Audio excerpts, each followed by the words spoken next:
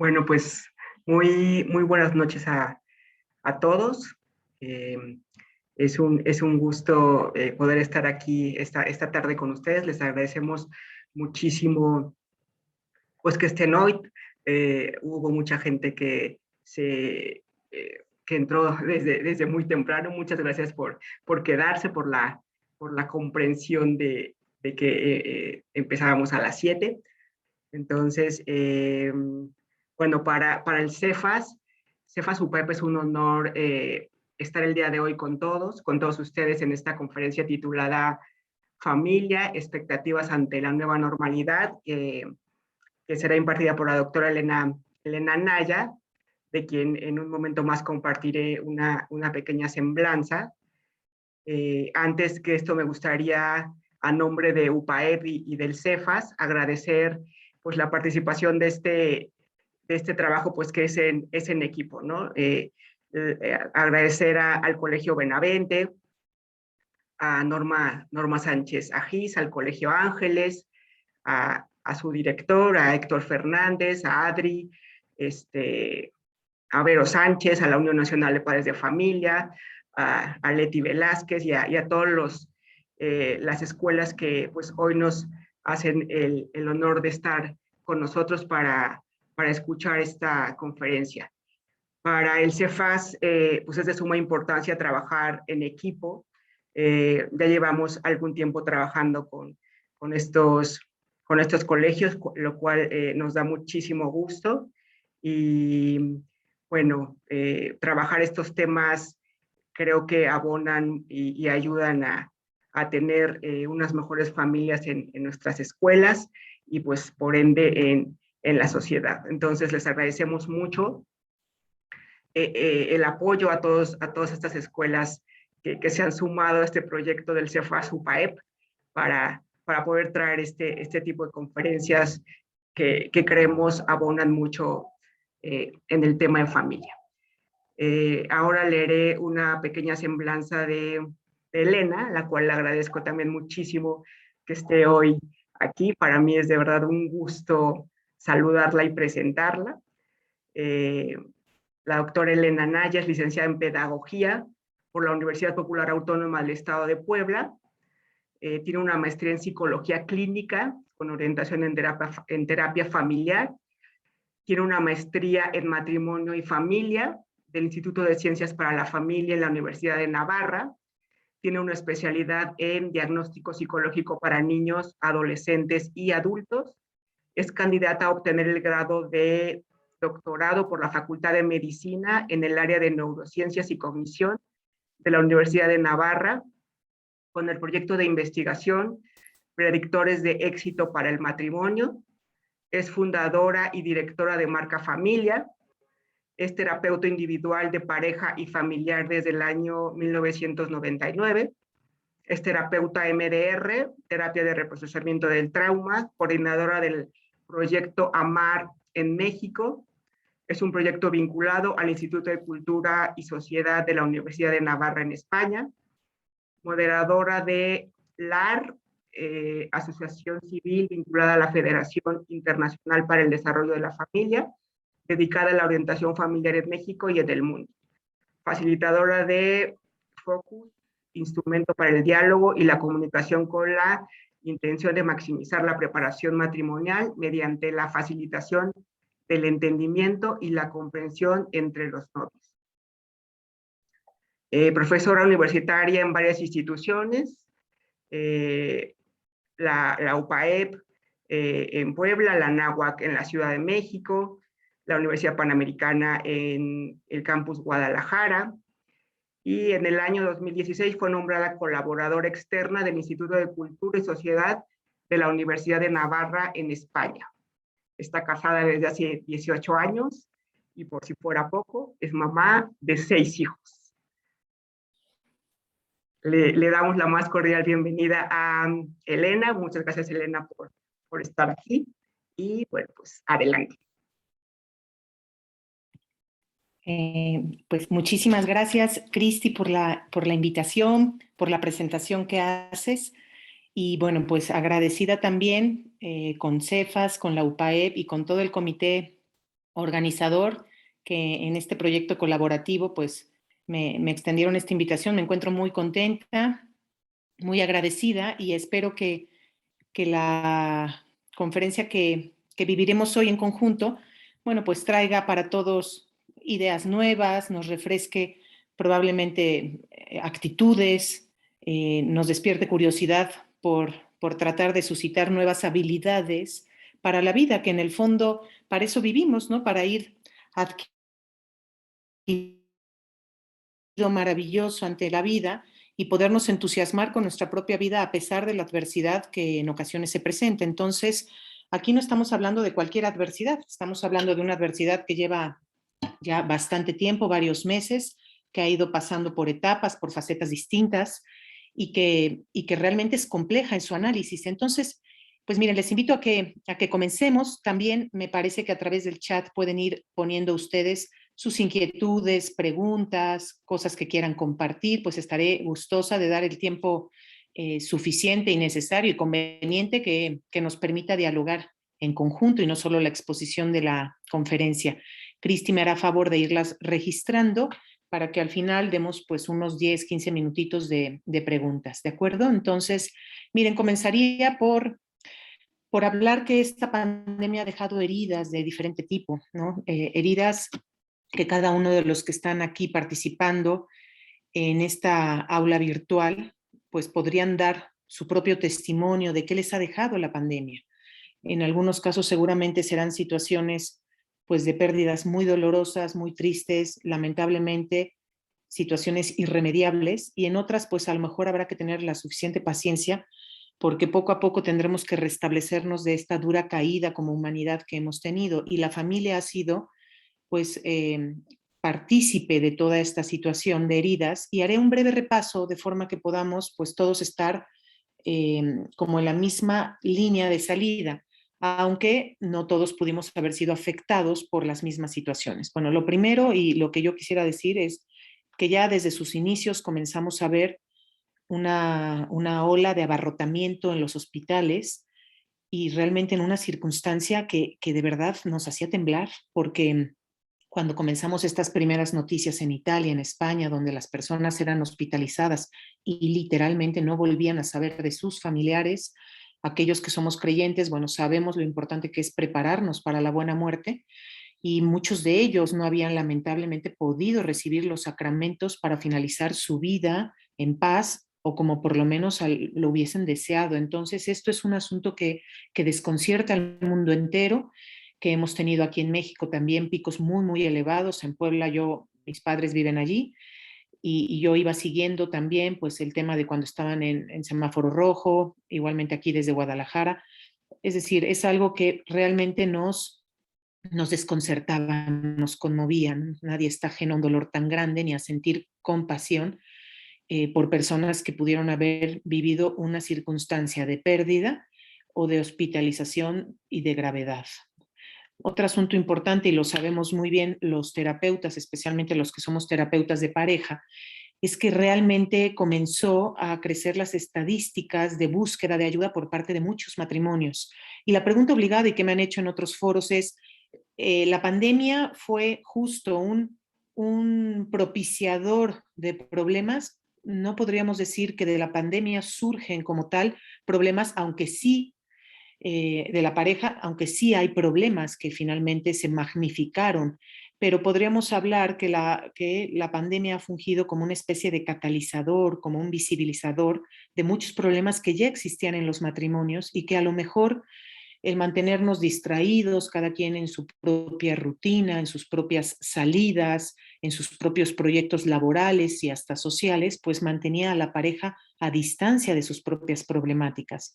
Y el estar en confinamiento, pues puso a la pareja frente a frente, y realmente hubo muchos momentos de mucha tensión en donde pudimos a lo mejor haber experimentado situaciones dramáticas. Me tocó atender a varios matrimonios en situaciones, pues sí, realmente dramáticas, de no saber cómo conducirse ante una discusión que no tenía fin, y que lamentablemente ellos no sabían la forma de cómo conducir estas emociones. Y esto, bueno, pues unido a lo siguiente, que muchos niños lamentablemente vivieron la situación de violencia en sus familias o fueron víctimas de violencia por parte de sus padres, que probablemente tensos, acalorados en discusiones, pues arremetían contra ellos. Y lamentablemente esto, bueno, creció muchísimo el número de este tipo de situaciones, porque claro, era tanta la tensión que esta tensión buscaba un despresurizador y a veces no, evidentemente no era el conveniente. Pues qué decir de la pobreza, ¿no? La pobreza que ya miramos en las calles, la cual ha crecido enormemente y la que nos espera, ¿no? La que será justamente consecuencia y efecto tardío de muchas cosas que iremos viendo con el tiempo. Lo cierto es que creció la pobreza justo extrema, pero también, ¿no? Creció enormemente la dificultad de muchísimas familias de lograr la manutención de sus propios seres queridos. Entonces, este es un problema que agrava la tensión, que agrava muchísimas circunstancias al interior de las familias.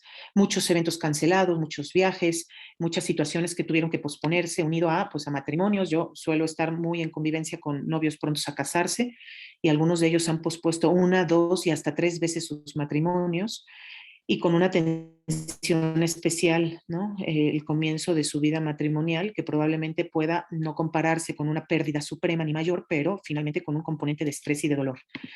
Y bueno, qué decir de todos los que trabajamos desde casa, que en realidad ahorita podríamos poner en este paquete a la gran mayoría, las mamás que ya de suyo probablemente tenían su principal, prioritario o exclusivo trabajo en sus hogares, pues tenían que hacerlo tratando de buscar los espacios que les permitieran tener también momentos personales, bastante difícil. Y para los que teníamos este trabajo a distancia a través de la virtualidad, nos ha sido muy difícil saber mantenernos en hábitos saludables. Y esto, bueno, pues imaginarán ustedes que es algo que tenemos como un tema latente a prestar atención porque puede llegar a tener afectaciones de muchos tipos, no solamente en la convivencia familiar, sino en el descanso, en la ansiedad y en saber hacer un distingo del ámbito familiar en correspondencia al ámbito laboral. Y esto ha sido realmente algo diferente. El tema de los trastornos de alimentación, los trastornos alimentarios o de la conducta alimentaria, pues también personas que lamentablemente buscan a través de la comida y de la compulsión en la comida, pues quemar la ansiedad que les está embargando. Y ha habido muchos problemas, según refieren pediatras, nutriólogos, que apuntan a atender de manera muy puntual este tipo de problemáticas. Lo mismo ya lo decía, el tema del insomnio, por dar otro elemento más. Y bueno, pues para quienes vivimos a distancia de los seres a quienes más amamos, pues realmente la pantalla se convirtió en un vinculador por excelencia, en donde queriendo y anhelando encontrarnos con los nuestros, pues no lo podíamos hacer y si lo llegábamos a hacer, lo hacíamos con una cautela que realmente llegaba a generar pues un estrago en el corazón, ¿no? No poder abrazar, no poder tocar y sobre todo por prevenir, por cuidar a los que más amamos, a nuestros adultos más mayores, pues todo esto ha generado pues algo en el corazón que muchas veces ha sido tan galopantes los cambios que hemos tenido que ir poco a poco y en algunos casos ha generado pues dificultad, ¿no? Para aceptarlo. Y esta escena que por lo menos a mí me resulta bastante familiar, el tener que a las mamás que además de trabajar en casa, trabajan fuera de casa, bueno, pues tener que hacer una especie, ¿no? De tarea multifacética que ya además nos podrían decir exactamente los psiconeurólogos que esto es imposible, ¿no? No se puede hacer el cumplimiento cabal formal y adecuado de una tarea al mismo tiempo. El cerebro trabaja consecuencialmente y trabaja consecutivamente con tareas que tiene que ir atendiendo. Entonces podíamos sentirnos completamente quemadas de cansancio y de desgaste y de estrés. No quiere decir que los padres y que los varones que nos acompañan en este momento no lo hayan experimentado, todos lo han experimentado y seguramente el tema en relación a la manutención de la familia ha sido un estresor muy grande, muy fuerte. Llegado a este punto y un poco atendiendo el título de la conferencia, cuando hablamos de expectativas, pues hablamos justo de esperanza, hablamos de deseos, hablamos de necesidades, hablamos de situaciones que ideamos a futuro, de las cuales quisiéramos creer que van a llegar, quisiéramos esperar justamente que algo cambie, que algo de lo que está sucediendo ahora, especialmente lo malo, no se presente. Y si logramos mirar cosas positivas en esta vivencia prolongadísima de confinamiento, pues quisiéramos que se pudieran dar. Al inicio hacíamos incluso memes, ¿no? De haber ya revisado y ordenado 25 veces los closets, los armarios, la casa, de haber podido destilicharnos todos los que habíamos guardado cosas durante muchísimo tiempo, pero después veíamos que el tiempo se prolongaba y ya no sabíamos más o menos cuándo terminaría esto. Y entonces, miren, yo quisiera como en una especie de cuadro muy sencillo, muy sencillo, que pudieran ustedes acompañarme con su pensamiento, con su afecto, con sus sentimientos, con la forma en cómo actúan constantemente y en la forma en cómo interactúan, es decir, son 4 elementos, el elemento cognitivo, el elemento afectivo, el elemento interaccional y el elemento comportamental. ¿Por qué lo digo? Porque los psicólogos solemos justo hacer diagnósticos de otras personas o hacer diagnósticos de la situación justo bajo estos 4 elementos. Lo que una persona piensa, lo que una persona cree, las expectativas que deposita en los cambios venideros, lo que una persona siente y experimenta a nivel de emociones, la forma en cómo interactúa y la manera en cómo a lo mejor sus relaciones se encuentran favorables o no saludables o disfuncionales. Y por último, el tipo de comportamientos como los que situamos anteriormente, que algunos de ellos nos pueden resultar claramente disfuncionales. Podemos sentir que vamos un poco caminando para atrás,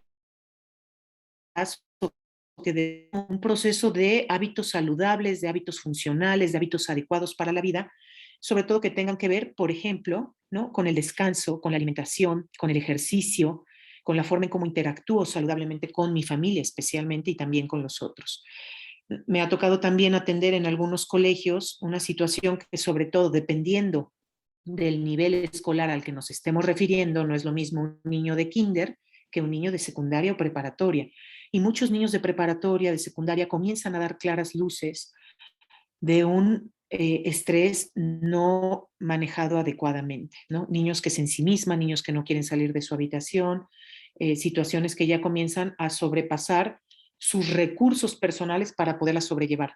Y también niños que comienzan a sentir fobia al regreso, a la convivencia, porque no saben cómo interactuar, no saben cómo llevar nuevamente una vida de normalidad como el título de la conferencia refiere, que habría que también saber qué entendemos por normalidad, ¿no? Porque tenemos que aprender a hablar de procesos de adaptación.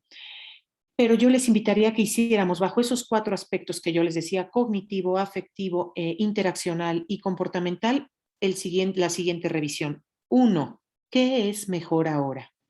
No puedo yo jactarme de tener una buena expectativa a futuro si lo único que miro es una especie de carril unidireccional, catastrofista, absolutamente negativo, sin esperanza, porque si yo comienzo a mirar las cosas así y no soy capaz de ante 3 circunstancias negativas, por lo menos verbalizar una positiva, es decir, probablemente mis ventas, si soy comerciante, bajaron, probablemente alguno de mis familiares se enfermó y estuvo grave, y una tercera, bueno, alguno de mis hijos tuvo pues una caída, ¿no? En su nivel escolar o académico, ¿de acuerdo? Y ante 3 situaciones planteadas negativamente, independientemente del nivel de gravedad que tengan, tengo que ser capaz de decir qué es mejor ahora, qué he logrado, qué he aprendido, qué he adquirido, cómo he podido relacionarme con una persona que a mí me resulte realmente satisfactorio.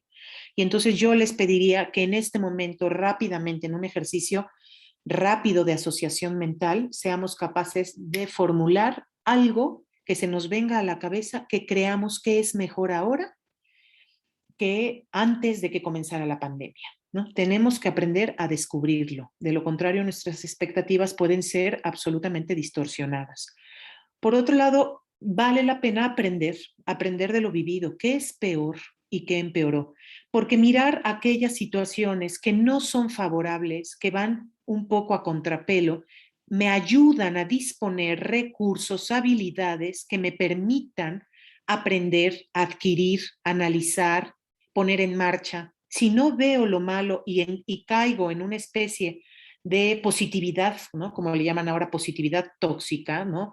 Donde pasamos un poco de la aparente visualización de la situación a la euforia de una positividad que no me lleva al análisis realista de lo que ha venido pasando de un tiempo a la fecha, no sabré tampoco en qué tengo que mejorar. ¿Qué cosas han sido peor? ¿Qué cosas he tenido como pérdida? Puedo incluso no manejar duelos. Puedo no darme cuenta de las cosas que me han dolido y que he perdido a lo largo de durante todo este tiempo y pasarlas por alto. Y realmente, hay que decirlo, que las situaciones que mejor se elaboran a nivel psicológico son aquellas que se aceptan porque se lograron ver. Y entonces hoy tenemos que ser nosotros capaces de ver qué fue lo que empeoró, independientemente de lo que haya sido. Ya les diré más adelante 3 niveles en los que pudiera yo hacer este análisis de qué pudo haber empeorado en qué nivel. Otro asunto importante y me parece que de madurez es ver que es igual que antes, ¿no? Yo creo, y muchos hemos cometido la tentación de adjudicarle al COVID, a la pandemia, al confinamiento, al aislamiento, todas las amarguras de nuestra vida, ¿no? Y ahí hemos querido depositar todo. Y creo que también es un acto de injusticia. Probablemente la pandemia, el COVID, ha venido a resaltar, a ponerme frente a mí, a visualizar lo que yo antes no había podido ver, porque estaba distraída, porque estaba entretenida en cosas que no eran prioritarias, porque no tenía el orden adecuado en mi vida, incluido el afecto y la atención a mi familia. Y entonces hay cosas que a lo mejor decimos, no, hombre, es que realmente mi hijo, ¿no? Tiene ahora estos comportamientos. Bueno, habrá que ver si no estaban desde antes y probablemente no los veíamos. O mi matrimonio probablemente, no puedo decir, no es que se ha venido abajo con todo esto, a lo mejor no se ha venido abajo con todo esto. Venía ya con situaciones que debías tú atender y que probablemente no habías tenido este alto necesario que te ponía frente a la situación, pero que hay que aceptar que a lo mejor algo es igual que antes y probablemente tengamos los mismos defectos, a lo mejor también los mismos recursos que habrá que utilizar. Y por último, que esto nos ayude, este pequeño cuadro, a ver qué oportunidades de crecimiento nos ha dejado la pandemia.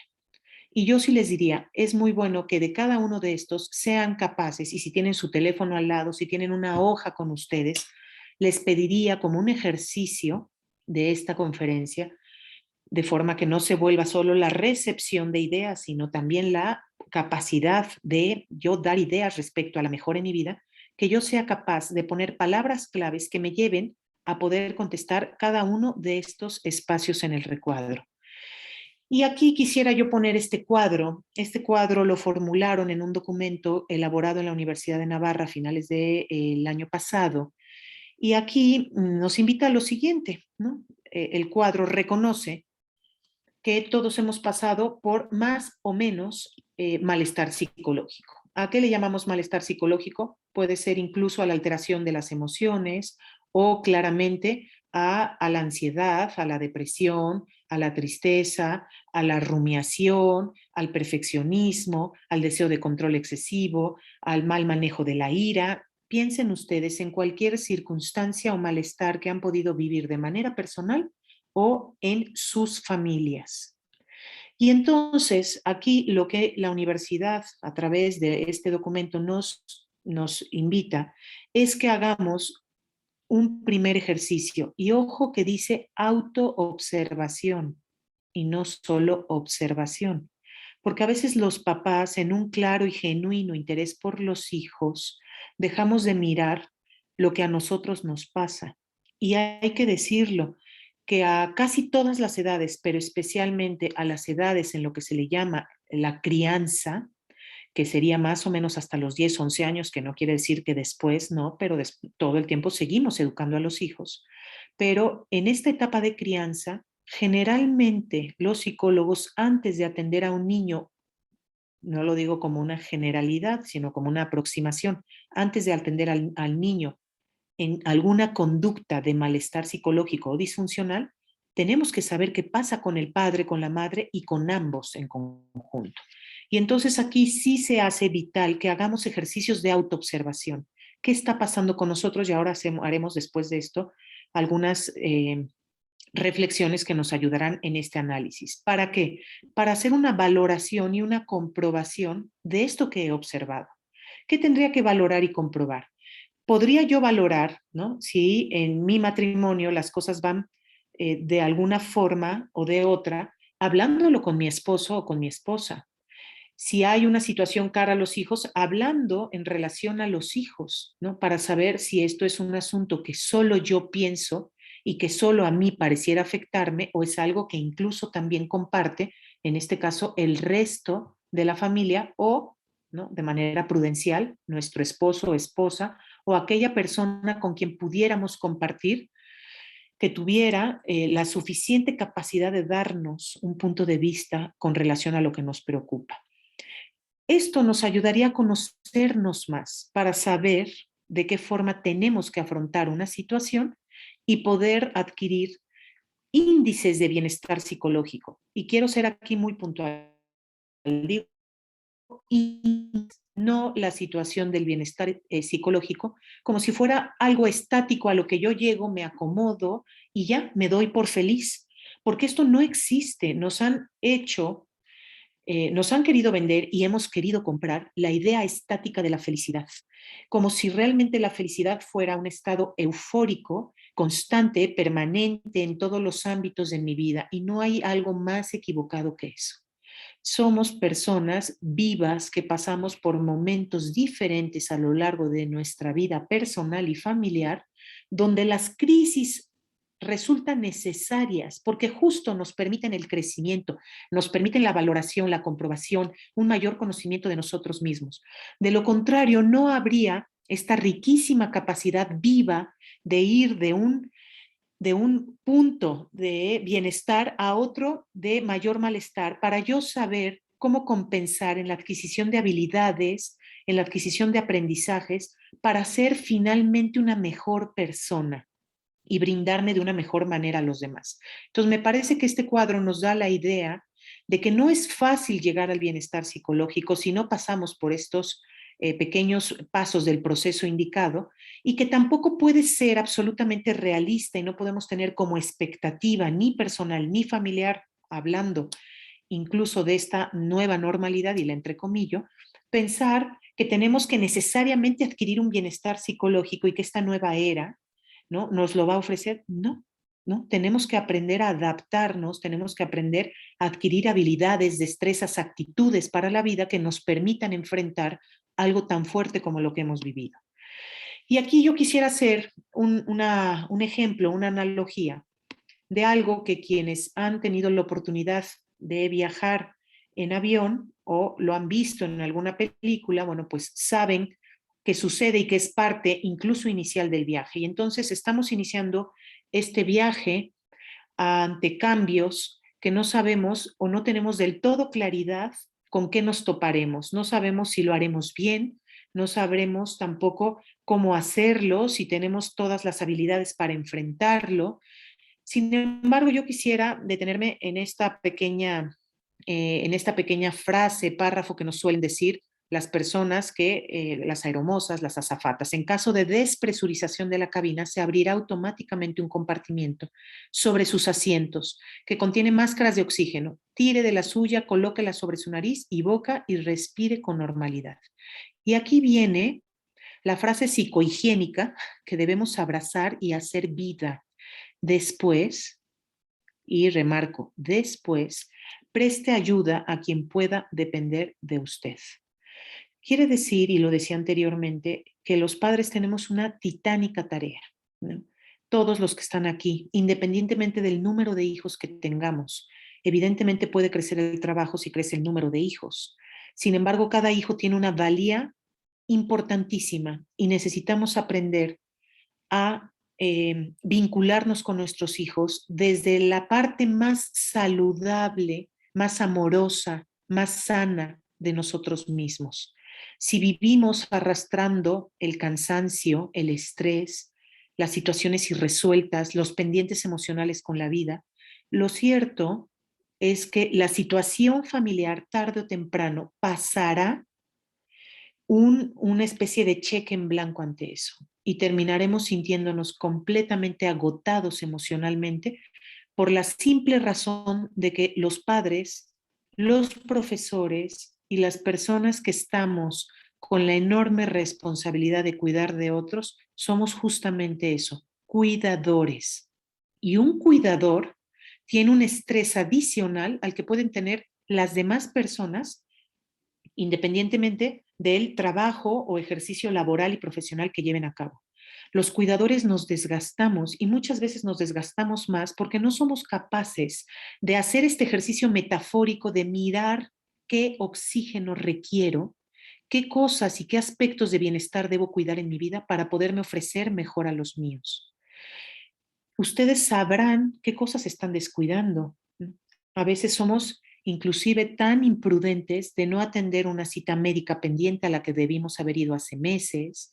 No somos capaces del descanso debido, nos sentimos culpables cuando buscamos descansar y luego nos extraña que haya hijos que no aprendan a atender sus necesidades emocionales y las quieran cubrir con todo lo que viene del exterior, llámese comida, llámese videojuegos, llámese multiestimulación, llámese droga, llámese, ¿no? Diversión a tope, porque evidentemente, probablemente no hemos sido los padres que aprenden a mirar las necesidades emocionales, intentan cubrirlas, probablemente no con perfección, pero le enseñan a sus hijos la tarea maravillosa de cuidarse y de cuidarse porque todos tenemos el anhelo profundo en el corazón de la dignidad. Y la dignidad es el anhelo más profundo que nos lleva a cuidarnos y a cuidar de otros. Y entonces, evidentemente, podemos hoy entender por qué ha habido tanta autodestrucción, por qué hay llamadas al por mayor en las personas que atendemos mentalmente a otros de ideas suicidas, de actos suicidas, de conductas autopunitivas, por todo esto, porque no hemos aprendido a mirar necesidades emocionales y atender necesidades emocionales, comenzando cada quien, y aquí que están presentes los padres, por ustedes mismos. Y aquí podríamos preguntarnos, papás, mamás, ¿cómo paso de este malestar psicológico a un proceso de autoconocimiento? ¿Cómo hago para pasar de un estado de malestar, como puede ser un auténtico sistema de relacionarme con los demás, siempre desde la subyugación de mis necesidades? Lo mío no importa, mis cosas no son importantes, no importa tanto mi descanso, porque en el fondo los padres tenemos hoy más que nunca estar vivos para cuidar vivamente de nuestros hijos. Y no solamente del COVID. A mí hay pandemias y hay virus que me preocupan mucho más en el corazón de mis hijos. Y a veces los vamos perdiendo moralmente en este deterioro en nuestras relaciones porque no somos capaces de cuidarles, de amarles, de proteger su anhelo profundo de dignidad. Y entonces, ¿cómo paso de este proceso auténticamente a un proceso de conocimiento? Y yo aquí, bueno, ¿qué más quisiera que pudiéramos hacer, aunque no pudiéramos todos hablar porque somos un grupo numeroso, pero que pudiéramos apuntar, ya sea ahora o en un ejercicio posterior a la conferencia? Realmente sería una forma de agradecerte a ti mismo el haber invertido una hora de tu tiempo en algo que no solamente venías a escuchar, sino que querías adquirir algo que fuese un factor de cambio para tu vida. Y entonces estas preguntas pueden tomar ustedes una foto, una captura de pantalla. Yo te pediría que con toda honestidad, en este proceso de autoobservación del que nos hablaba la Universidad de Navarra y que realmente hicieron una labor de promotoría cara a la salud mental, para poder hacer después una valoración y comprobación, ¿no? A veces valoraremos y comprobaremos con el esposo, con la esposa, con los hijos. A veces, si nos hemos sentido sobrepasados emocionalmente, tenemos que valorar con un especialista. Probablemente no tengamos todos que llegar a un especialista, pero es importante no perder de vista el paso del que hablábamos, valoración y comprobación. ¿Para qué? Para un adecuado autoconocimiento. Y no puedo conocerme si no me hago estas preguntas de forma sencilla, para contestar de manera sencilla pero clara, sin tener un estilo de afrontamiento de la realidad equivocado. ¿Cuál sería un estilo de afrontamiento equivocado? Pues aquel que evita, aquel que evade, aquel que compensa con algo distinto lo que realmente se está necesitando. Dice Mark Shane, un analista cultural, que nunca estaremos satisfechos ni seremos saciados de lo que realmente no necesitamos. Pero no sabré qué necesito si no soy capaz de preguntarme qué siento, dónde lo siento, si soy capaz de localizar aquella somatización, aquella situación que mi cuerpo, que como dice eh, Francisco Moya, un médico español, el cuerpo es el altavoz del alma. ¿Y por qué tantas enfermedades de somatización? ¿Por qué hemos enfermado tanto el cuerpo? Porque no hemos atendido el alma, porque la hemos dejado de lado, porque no hemos aprendido a escucharnos y a escuchar a los hijos. Y entonces el qué siento, dónde lo siento, cómo lo siento, a qué horas del día lo siento, cómo lo vivo, cómo experimento y me relaciono con mi propio dolor, incomodidad, malestar. ¿Cómo puedo atender el malestar de un hijo si no atiendo el mío? ¿Qué pensamientos suelo tener y qué conductas relaciono mis pensamientos? Y aquí puedo entender que a lo mejor, ¿no? Si no hemos hecho un repaso serio, absolutamente abierto, con valentía, con humildad, con sencillez de contestar cada una de estas preguntas, probablemente hemos querido distraer el malestar y a lo mejor hemos tenido pues conductas de las cuales después nos hemos sentido un poco sorprendidos de que llegaran, que pueden ser conductas cara a nuestra actitud, ¿no? ¿Por qué estoy tan de malas? ¿Por qué he tratado a las personas de esta forma? Cara a la actividad, ¿por qué trabajo en exceso y no me doy el descanso? ¿Por qué tomo tanto? ¿Por qué como tanto? ¿Por qué no duermo? ¿Por qué? Y tantas preguntas que muchas veces justamente tendríamos que hacernos para que esta expectativa que tenemos frente a lo que se nos viene sea un punto de partida mucho más saludable para todos.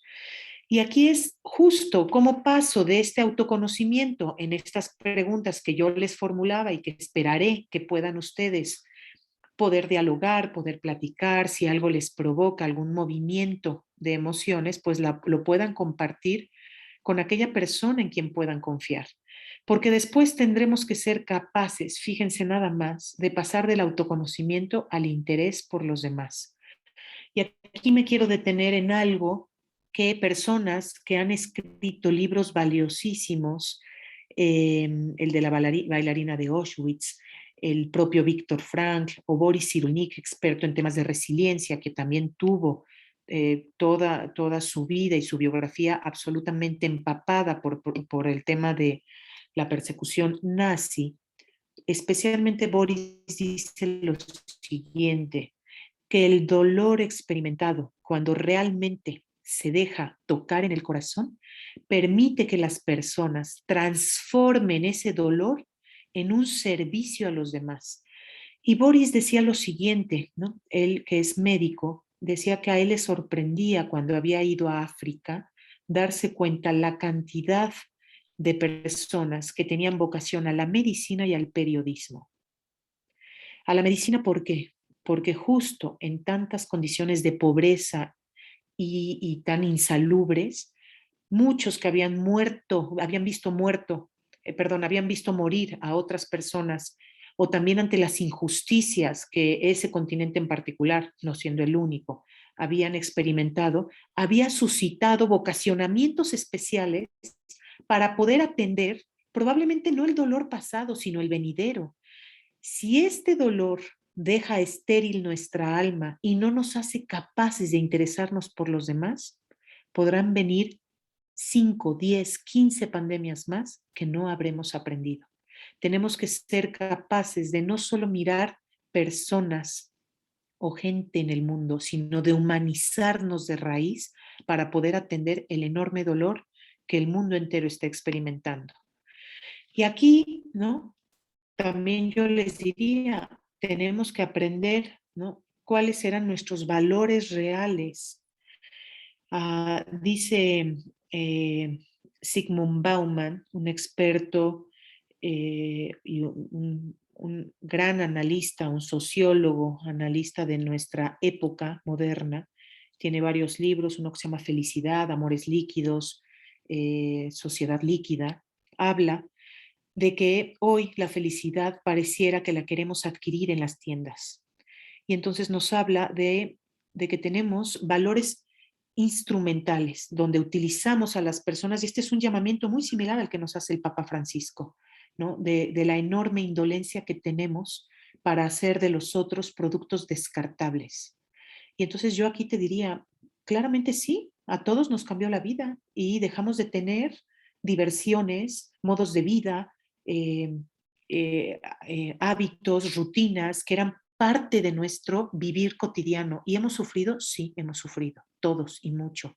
Algunos más, y si somos capaces de ver las dosis de dolor objetiva mayores en otras personas, pues también sabremos acomodar con mucho más realismo no solo las expectativas venideras, sino también sabremos acomodar el aparente dolor o el dolor real que pude haber experimentado. Y entonces ahora tenemos que preguntarnos qué estábamos haciendo de nuestra vida y hacia dónde la queremos llevar. Porque también es verdad que la persona necesita introducir significatividad a su vida. Si no sabe o no repasa con frecuencia el significado que esto ha tenido, créanmelo, por doloroso y por injusto que esto parezca, volveremos a caer en las mismas rutinas perniciosas y ciegas en las que nos encontrábamos, ya sea como familia o como personas. Y entonces queremos ver qué valores teníamos y qué valores en mi familia quiero que realmente existan, ¿no? Entonces aquí he ido dando varias ideas de forma que revisemos el malestar psicológico a través de la autoobservación, después de la comprobación y la valoración para un auténtico autoconocimiento y que pueda yo ver de qué forma he enfrentado, darme cuenta qué valores había en mi familia y en nuestra sociedad en general para que yo haga una nueva formulación de estas expectativas que buscaré en lo que venga. Y en la Fratelli Tutti, ¿no? En un capítulo maravilloso escrito por el Papa, donde habla de las sombras de un mundo cerrado, nos hace mirar el egoísmo, el atrincheramiento, el orgullo, la indiferencia. Y yo aquí, bueno, hablaría justo de la cultura del descarte, la rigidez mental, el decir esto es así, esto no tiene solución. Cuando nos miremos así, busquemos hablar con alguien, busquemos esperanzarnos, busquemos poner nuestro corazón en serenidad, porque no puede ser que sintamos que este periodo de la vida que nos ha tocado vivir, que es el trozo de historia que ha sido dado por Dios, pensemos que es el peor que ha sido para toda la humanidad. Si ustedes repasan en la historia lo que nos ha tocado vivir como humanidad, nos daremos cuenta que en toda la historia de la humanidad ha habido momentos terribles de pérdida, de enfermedad, y sin embargo, toca aquí hacer, como en otras generaciones, hacer la diferencia. Y como San Juan Pablo decía, ser santos de nuestro tiempo. Y el santo, para quien es creyente, lo entiende bien, y para quien no es creyente es hacer extraordinariamente lo humano. Y entonces, ¿qué nos toca? Nos toca no quedarnos en esta especie de casilla de malestar, en este mundo cerrado de sombras y victimizarnos pensando que es terrible, que no le veo salida. Realmente sabemos y basta encender un noticiero para que realmente nos permeemos de toda esta situación terrible, yo diría no generalizada, pero sí mayoritariamente vivida, pero no podemos quedarnos con esta sombra de un mundo cerrado. Necesitamos avivar el corazón y saber que tenemos hoy el enorme reto del cuidado de la familia en tres niveles. Y aquí es donde yo quisiera que planteáramos expectativas distintas. Los que están escuchándome, yo misma en mi propia familia, no tenemos la misma línea de arranque. Cuando una pareja espera, cuando se va a casar y espera del otro, fíjense qué interesante, yo que me dedico a pareja, veo que es muy importante que él y ella hablen de sus expectativas. Y estamos hablando de dos personas que conformarán un matrimonio, porque lo cierto es que las expectativas son el fruto de lo vivido anteriormente, del temperamento, del entorno, de los anhelos, los miedos, los intereses, las necesidades emocionales. Así que ustedes podrán con esto entender que no podemos tener las mismas expectativas todas las familias que nos encontramos aquí. Tendremos expectativas diversas. Probablemente tengamos una que pudiera ser un factor en común entre todos los que nos encontramos, y es que nuestras familias gocen de integridad física y emocional. Y nos importará también, ¿no?, para quienes somos creyentes, pues la salvación del alma de los nuestros. Sin embargo, en diferentes niveles tendremos expectativas distintas. Habrá una mamá de niños pequeños que probablemente tenga la expectativa de mayores cuidados por partes de terceras personas. Habrá unos padres aquí escuchándome que tengan hijos adolescentes, que tengan la expectativa de poder acompañar a este adolescente que probablemente está ensimismado, está hundido en su habitación, no quiere abrir las puertas. Y así cada uno de nosotros. Habrá quien tenga la expectativa a lo mejor de ya no discutir en su familia, porque el punto de partida es distinto.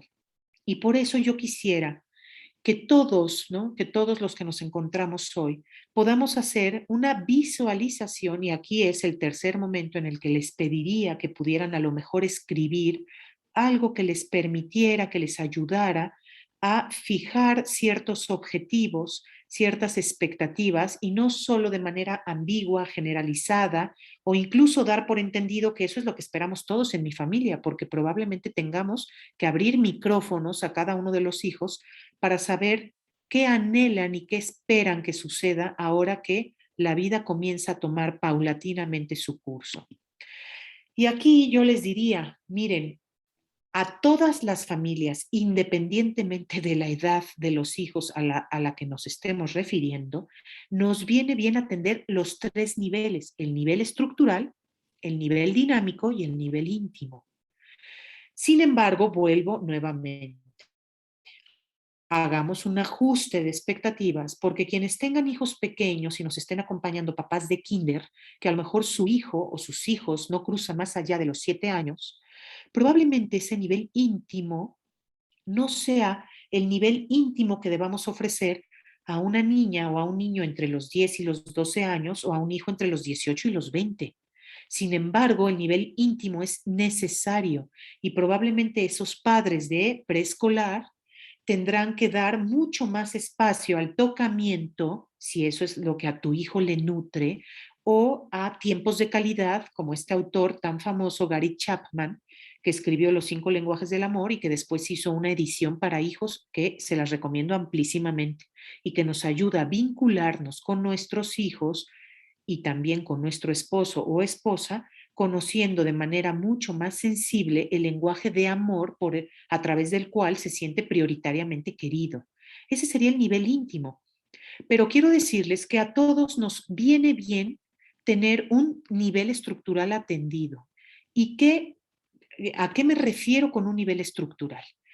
Es este que tiene que ver con hábitos, que tiene que ver con jerarquía, con disciplina, con la organización y planificación en una familia. Quienes viven caóticamente, quienes no se dan cuenta que probablemente el orden, la organización y la disciplina es un ingrediente necesario para justamente romper el caos. ¿Se puede vivir planificando el minuto a minuto? Evidentemente no. Y se los digo por experiencia, que con 6 hijos, uno es el orden que quisiera poner y completamente la fórmula que se devuelve. Pero tampoco puedo yo, cara a mis 6 hijos, ¿no? Tengo que vivir con paz porque tengo 6 hijos, pero no hacer las paces con el desorden por tener 6 hijos. Cada uno de nosotros sabrá el orden suficiente y necesario para que la familia de ustedes marche de la mejor manera. Puede haber aquí inquietudes donde digan: Elena, perdí la batalla del control del celular con mi hijo adolescente.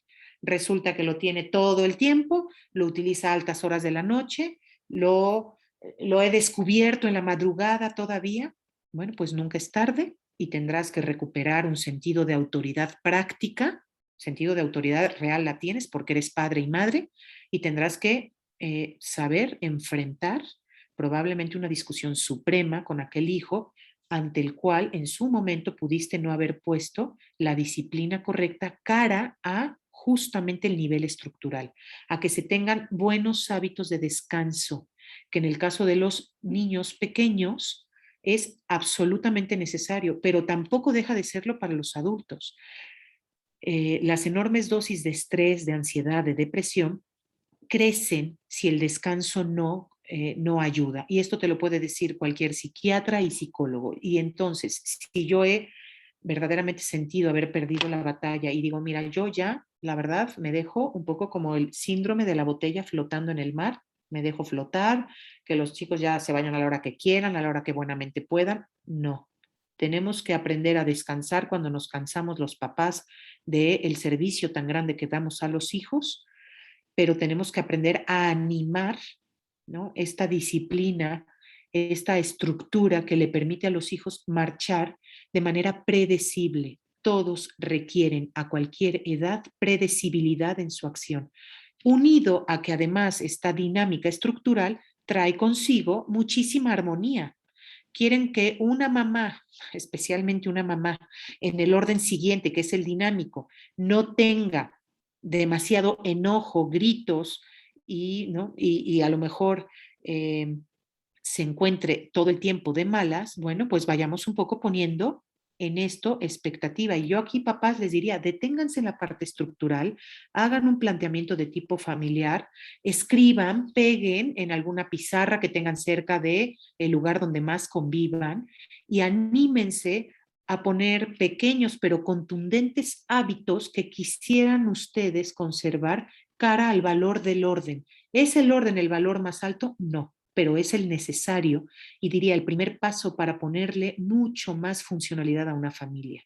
¿Qué sucede si no atendemos lo estructural, que lo dinámico se vuelve complejo? Toda la parte de afectos, de este ánimo y calma que tendríamos que tener los padres para atender a nuestros hijos, escuchándoles, prestándoles atención, incluso atendiendo su lenguaje de amor, no llegará a cumplirse si mi casa es un auténtico desorden. Tengan la edad que tengan mis hijos y sean el número de hijos que sean. ¿Qué podrá suceder? Que si todos nos ponemos de acuerdo como verdaderamente un espíritu colaborativo que esto tendría que dejar, y la Fratelli Tutti lo deja clarísimamente expuesto, pero no solo a nivel social en corta escala, donde la familia es justo el punto de origen de esa sociedad.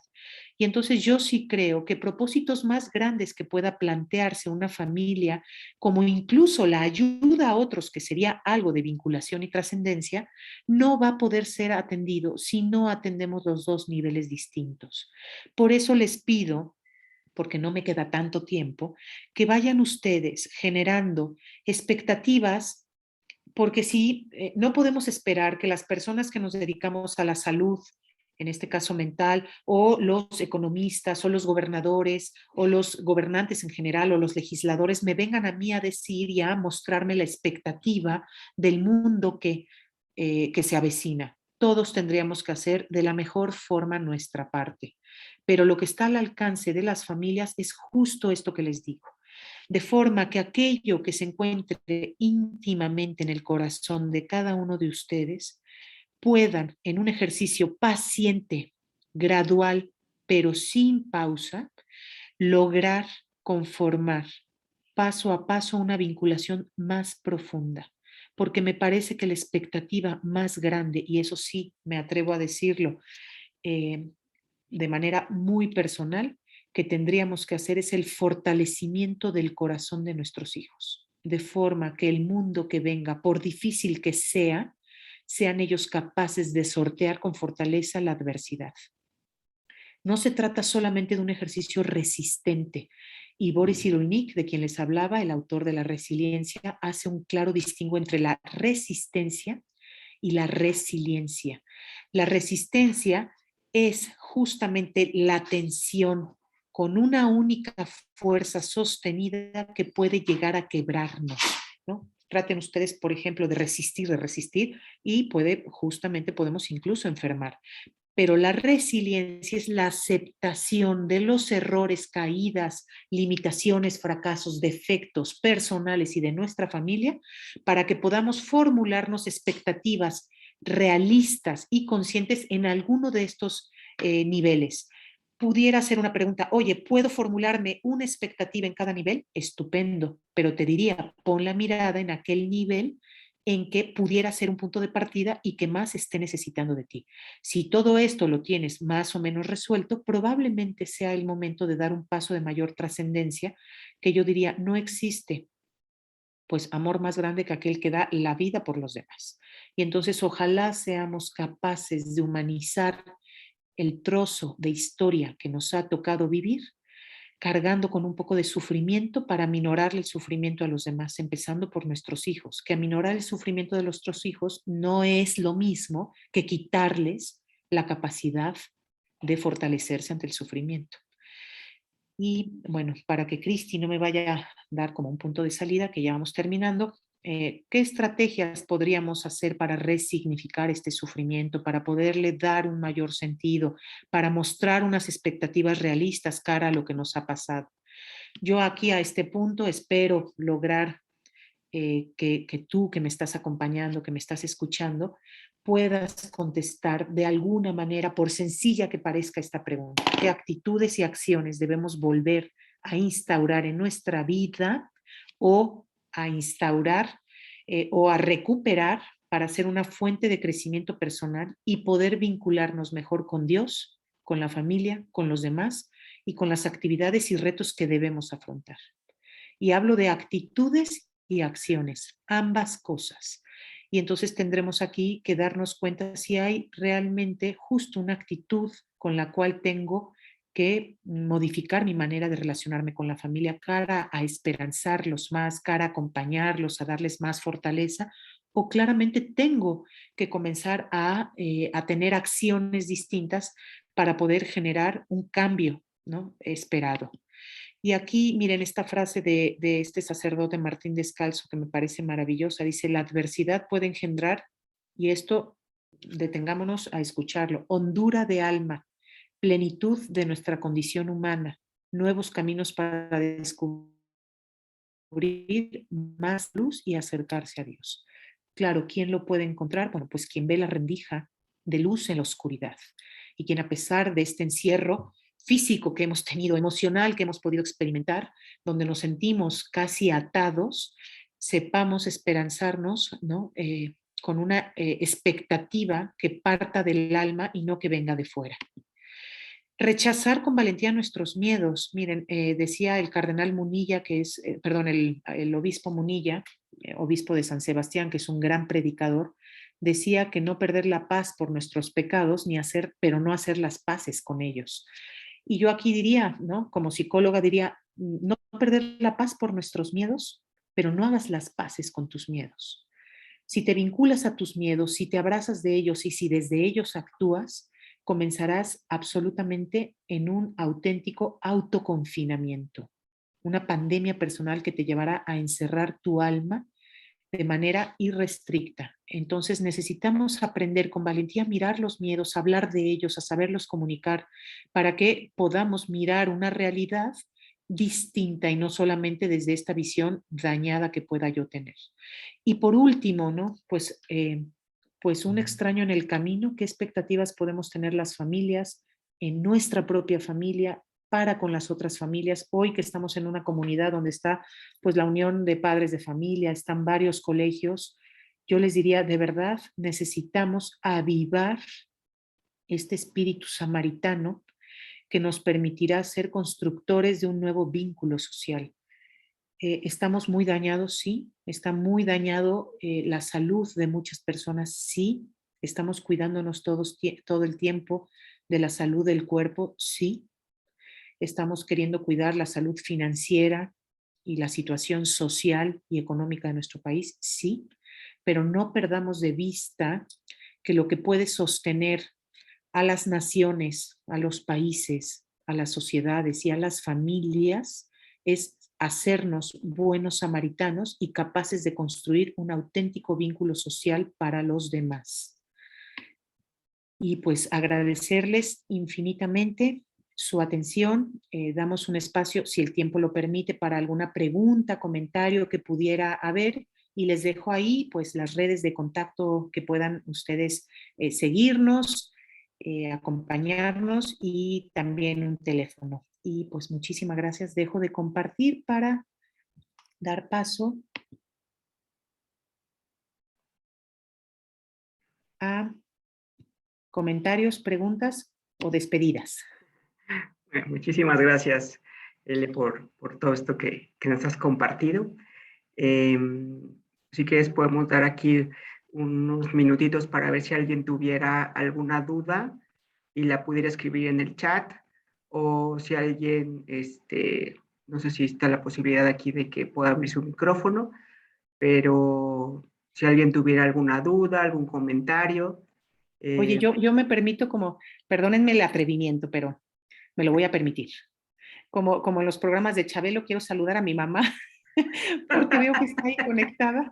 Oye, a la mamá se le honra, ¿no? Entonces, bueno, ya me van a permitir que salude a mi Santa Madre, que veo que por ahí anda. Sí, yo también ya había visto que por ahí anda. Muy bien, bueno, ya dicho eso. Dicho esto, hola señora, buenas noches. Bien. Entonces damos aquí unos minutitos por si alguien quisiera hacer algún comentario en el chat. Ah, mira aquí. Patsy tiene levantada la mano. Pues puedes ver si puedes abrir tu micro, Patsy. Sí, ¿qué tal? Buenas noches. Patsy Calzada, soy mamá de alumno de secundaria, de nuevo ingreso. Antes que nada, muchas felicidades por la intervención, agradeciendo también la conferencia, porque bueno, si bien es cierto, sabemos que en estos tiempos de pandemia es muy complicado llevar estos temas, sobre todo con la familia, ¿verdad? Mi pregunta es la siguiente. De acuerdo hablamos de resistencia y resiliencia. ¿Cómo puedo yo tener resistencia para mantener tener resiliencia en mi familia, pese que todos, bueno, pues estamos en diferentes canales? No sé si me explique. A ver si logré entender, si no me corriges, Patsy. Sí, gracias. Sí, o sea, lo que quisieras, con tu pregunta, si estoy entendiendo bien, lo que quisieras es cómo manejar correlacionadamente la resistencia y la resiliencia en familia, de forma que puedan llevar un mejor funcionamiento familiar. Es correcto, porque hablábamos, bueno, o entiendo que el tema de resistencia es uno y llevar la resiliencia es otro, ¿no? Pero ¿cómo puedo llevar de la mano ambos en conjunto con mi familia cuando, le repito, todos estamos en diferente canal, ¿no? No, totalmente. No, a ver, fíjate, ahorita me hacías acordarme de algo muy interesante. A los papás, no recuerdo qué autor, pero habla un poco de que los papás tenemos algunas funciones emocionales para con los hijos. Una de ellas es regular el sufrimiento, provocar esperanza y fungir como modelo de fortaleza, ¿no? Podría ser parte de las tareas de los padres. Y traigo a colación una película que probablemente tú hayas visto las personas hayan visto en general, que se llama La vida es bella, ¿no? Y La vida es bella es pues justo, creo que es el indicador más claro de estas necesidades emocionales. Los hijos que tienen una menor madurez afectiva, cognitiva, tienen mucho menos recursos de lo que podríamos tener los adultos, bueno, se supondría, ¿no?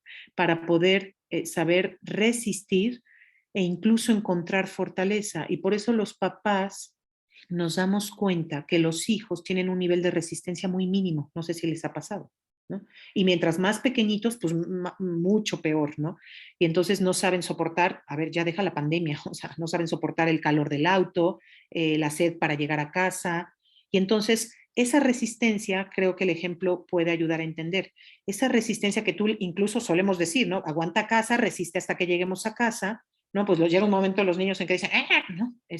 No resisten y entonces te pueden hacer un berrinche en el supermercado, en el auto, en casa de los familiares, frente a los abuelos, porque en el fondo el chiquito actúa emocionalmente intentando resistir.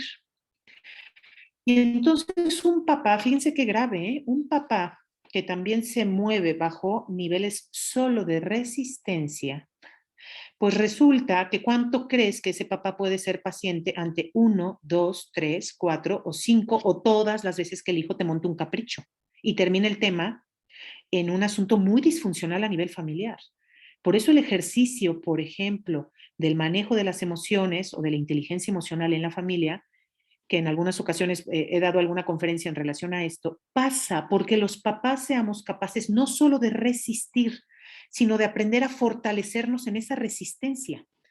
Entonces tú puedes decir, a ver, este niño tiene tal edad, y entonces tú encuadras, pones contexto, tiene tal edad, seguramente atiendes el contenido del capricho, seguramente está con tal y tal circunstancia, mi adolescente tiene tal y tal circunstancia, porque la resiliencia es más profunda, no es la sola resistencia, es la capacidad de dar un contexto más profundo y con un impulso de fortaleza necesario para poder sacar adelante la situación. ¿Qué sucede si un hijo en esta pandemia ha tenido momentos naturales de decaimiento emocional?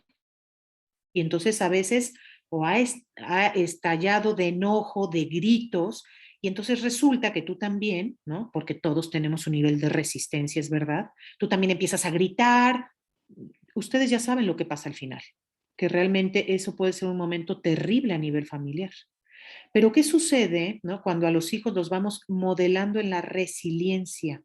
Tú te acercas y le dices, oye, comprendo muy bien que estés enojado, ha sido momentos muy duros, o comprendo que te sientas aislado, comprendo que no, dependiendo de la circunstancia, ¿no? Yo no quisiera verbalizar todas las circunstancias que pudieran presentarse familiarmente. Intenten imaginar toda circunstancia que pudiera presentarse en sus familias. En mi propia familia, claro que me ha tocado afrontar, ¿no? Desde el hijo que se te deprime, desde el hijo que tiene unos estallidos de furia que pone de malas a los hermanos. Y entonces sucede que si solo nos basamos en la resistencia, terminamos gritándonos todos. A lo mejor yo resisto un poquito más, pero la resiliencia es la que es capaz de apreciar la resistencia, saber que me estoy cansando y decir, vamos un poco reanimando y aprendiendo a fortalecernos en esto. Y es cuando uno genera una imagen y una expectativa distinta al hijo, oye, mira, comprendo esto, pero probablemente no has visto tal circunstancia. Comprendo esto, pero si tú aplicas una forma distinta de hacer las cosas, a lo mejor, ¿no? Te puede salir mejor. ¿Va a ser fácil crecer en resiliencia? Evidentemente no. Solo te quiero decir que los que hablan de resiliencia son personas que han estado en campo de concentración. Entonces ya podremos imaginar si son aquellos que han solo resistido, ¿no? Lo que nos puede pasar a nosotros en nuestras familias. Han resistido problemas y dolores emocionales intensísimos, ¿no? Y entonces te dicen, es bueno que aceptes el dolor que está pasando, el dolor tuyo y el de los demás, que aprendas a que a veces te quebrarás, pero que la resiliencia se da cuando somos capaces de reponernos, de caer, probablemente quebrarnos un poco y reponernos. No sé si con este rollazo, Patsy, te logré contestar. Sí, por supuesto. Lo que pasa es que, bueno, se me enredaba un poco por el tema de la inteligencia emocional, quizá de cada uno de los integrantes, ¿no? Entonces, pues así como que sí me confundí ahí un poquito en esas, en en esas definiciones, ¿no? Para entenderlo un poquito mejor. Sí, Pero por no, supuesto, me alegra. Sí, yo creo que aquí justo, o sea, ¿qué expectativa tendría cada uno de nuestros hijos de esta situación? Seguramente no serán las mismas expectativas que nosotros, ¿no? Porque tienen niveles de resistencia distintos, miedos distintos. Entonces tenemos que tratar de dialogar justo bajo la perspectiva, esto que hablábamos, o sea, autoobservarnos para luego valorar y comprobar, aprender a conocernos y luego saber qué modo de enfrentar tenemos ante la situación nosotros mismos y nuestros hijos. Habrá hijos quienes veamos con una enorme capacidad de afrontamiento y habrá otros que veamos con mucha vulnerabilidad psicológica y será a los que más tengamos que acompañar. Gracias, Patsy, por tu pregunta. Gracias, Patsy. A ver, tenemos aquí algunas preguntitas y solo algunos minutitos para contestarlas. Entonces, aquí Pita nos pregunta, al aminorar el sufrimiento, ¿no le estoy impidiendo al otro que a través de él pueda crecer? Le evito que empiece el proceso de crecimiento emocional. A ver, cuando hablo de aminorar, no hablo de extinguir, no hablo de suprimir, no hablo de cambiar, hablo solo de aminorar. Si, te lo voy a poner con un ejemplo, si yo me doy un golpe y probablemente me sobo, aminoro el dolor, pero no en ningún momento nadie me quite el golpe, ni a lo mejor haber aprendido tras caerme. Cuando aminoramos el sufrimiento de los hijos, yo no hablo de que les cambies la historia o de que vayas tú incluso casi quieras vivir la vida que a ellos les toca. Absolutamente no.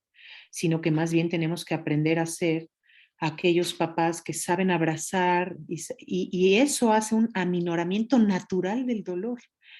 Fíjense, hay una frase muy buena que dice que la expresión es el antídoto de la depresión.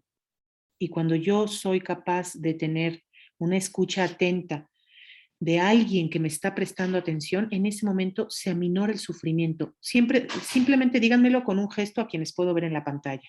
Cuando han tenido ustedes un dolor en el alma y lo han podido compartir con alguien, ¿no ha disminuido ese dolor?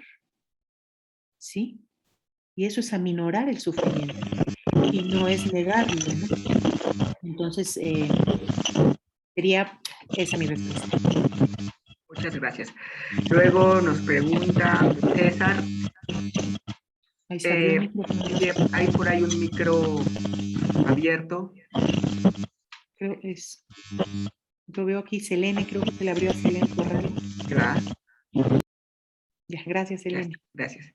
En los hijos, ¿cómo se puede fortalecer la resiliencia? Bueno, pues con resistencia, parte con resistencia, ¿no? O sea, enseñarles a resistir las pequeñas incomodidades de la vida, los sufrimientos de la vida. Miren que algunos de nuestros hijos, me parece y quiero pensar, fíjense, el sufrimiento y la resiliencia es algo que tenemos que saber decodificar, porque si en ocasiones nosotros personalmente o nuestros hijos viven un dolor en bruto, es decir, si no tiene una decodificación bajo una narrativa que haga crecer, pueden no aprender a sacar ningún provecho, ¿eh? Qué fuerte. Pueden aprender, salvo que ellos mismos, evidentemente, en su propia introspección, a cierta edad, puedan llegar a sacar provecho. Pero la vida se aprende y es una vida narrada y muchas veces los padres podemos llegar a ser aquellos acompañantes que sin describir en totalidad una situación sí le podemos dar una narrativa para que los hijos comprendan a profundidad un dolor. Y entonces me parece que a los hijos hay que enseñarles, ¿no? Que este tiempo prolongado obedece a tales y tales cosas, que ha habido personas que han sufrido mucho más que nosotros.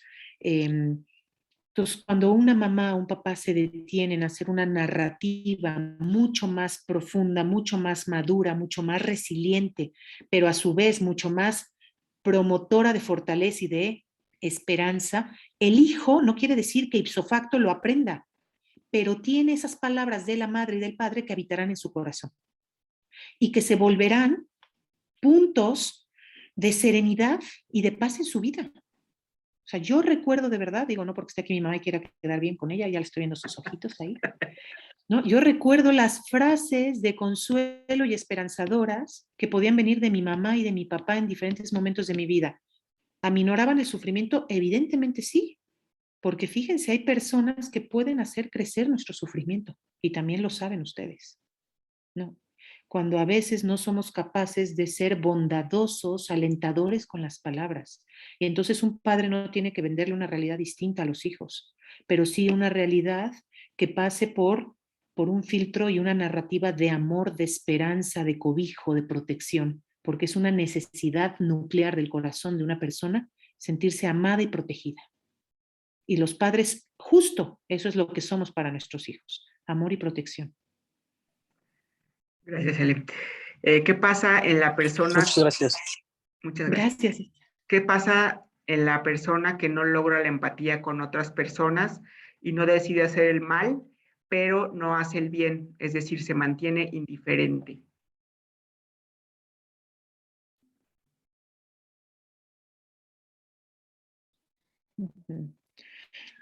A ver, pues sí, sí es un tema. Es un tema, pues, porque la empatía, aunque es verdad que no es que nacen ciertos rasgos a algunas personas que les vuelven más predisponentes a la empatía, pero sí quiero dejar claro que la empatía es una habilidad que se aprende y es justamente un modo particular de vincularnos donde ponemos a la persona como el centro de nuestro interés. Y entonces hay personas que tienen menos habilidad empática, sí, sí la hay, es verdad. Y probablemente cuando, ¿no? Y es muy duro, porque cuando un hijo le toca a lo mejor un padre o una madre con poca empatía, probablemente va a ser un hijo que sufra, porque no va a lograr esto que yo le decía, ni el amor, ni la protección, ni el cobijo emocional que tanto requiere un hijo. Y entonces, bueno, pues nada, creceremos tarde o temprano, ojalá comprendiendo las limitaciones y defectos de otras personas que no han tenido la oportunidad o han tenido circunstancias en su vida que no les han permitido crecer en empatía. Ahora, si nosotros mismos, de quienes nos podemos hacer responsables, que es, creo que es lo único que podemos hacer, responsables de nosotros mismos, si somos capaces, perdón, si nos damos cuenta que no somos tan empáticos, bueno, pues a lo mejor tratar de ir mejorando, ¿no?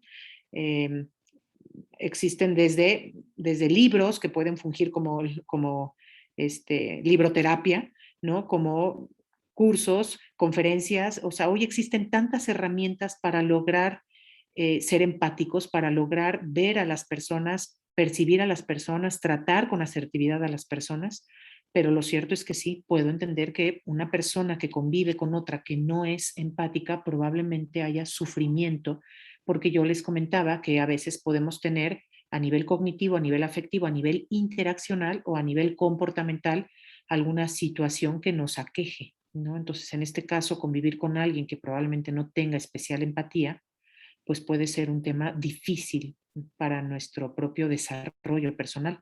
Ahora, tendremos que hacer nosotros un ejercicio de empatía, tratando de, en la medida del posible, mientras no haya un maltrato a nuestra dignidad evidente, pero tratar de solicitar con respeto nuestras necesidades emocionales, de forma que nos validemos ante esa persona. Se me ocurriría decir eso. Bueno, pues muchísimas gracias. Hay muchas felicitaciones, agradecimientos.